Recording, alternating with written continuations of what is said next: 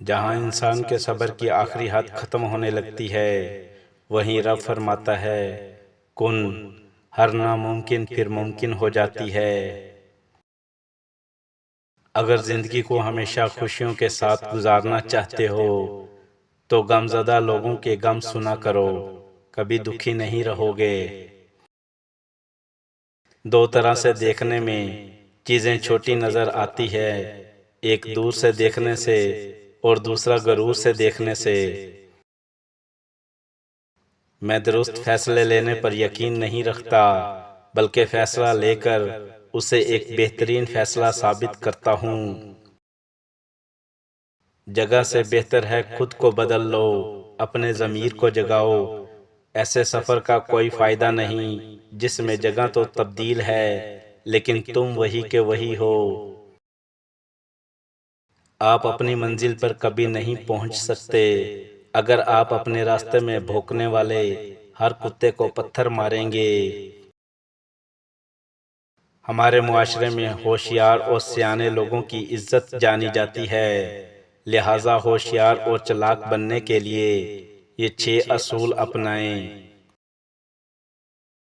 Number 1، کم بولیں زیادہ سنیں۔ عقل مند لوگ کم بولتے اور بات کو غور سے سنتے ہیں، اس سے وہ دوسروں کی نیت اور سوچ کو بہتر سمجھ پاتے ہیں۔ نمبر 2، جلد بازی میں کوئی بھی فیصلہ نہ کریں۔ سیانے لوگ سوچ سمجھ کر یعنی کچھ وقت لے کر فیصلہ کرتے ہیں، جلد بازی میں کیا گیا فیصلہ نقصان اور ناکامی کا باعث بنتا ہے۔ نمبر 3، کچھ بھی سیکھنے کا عمل جاری رکھیں۔ ہوشیار لوگ ہمیشہ کچھ نیا کرنے اور سیکھنے کی کوشش کرتے رہتے ہیں۔ انسان کا علم اور شعور ہی اس کی اصل طاقت ہے۔ نمبر 4، ہر کسی پر بھروسہ نہ کریں۔ سمجھدار لوگ تعلقات بنانے میں وقت لیتے ہیں اور ہر شخص پر اندھا اعتماد نہیں کرتے۔ وہ لوگوں کی نیت کو وقتاً بوقتاً پرکھتے ہیں اور احتیاط سے کام لیتے ہیں۔ نمبر 5، اپنے جذبات پر قابو رکھیں۔ جو لوگ اپنے غصے اور خوشی پر قابو رکھتا ہے وہ غلطیاں کم اور فیصلے اچھے کر پاتا ہے۔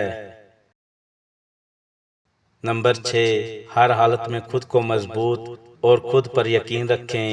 سیانے لوگ مشکل وقت میں گھبراہٹ کا شکار نہیں ہوتے اور ہر مسئلے کا حل تلاش کرنے کی کوشش میں لگے رہتے ہیں۔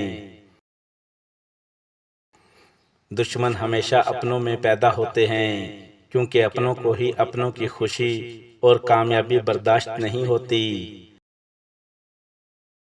کسی سے بدلہ لینے میں وقت ضائع نہ کریں، کیونکہ جو آپ کو تکلیف دے گا وہ خود ہی اپنے کرم کا سامنا کرے گا۔ بس صبر سے کام لیں اور اللہ پر چھوڑ دیں۔ اہمیت انسان کی نہیں، اس کے اچھے مزاج کی ہوتی ہے۔ کوئی ایک پل میں دل جیت لیتا ہے تو کوئی زندگی بھر ساتھ رہ کر بھی نہیں جیت پاتا۔ اکثر وہی لوگ دوسروں کے کردار پر انگلیاں اٹھاتے ہیں جن کے خود کے کردار مرمت کے قابل ہوتے ہیں۔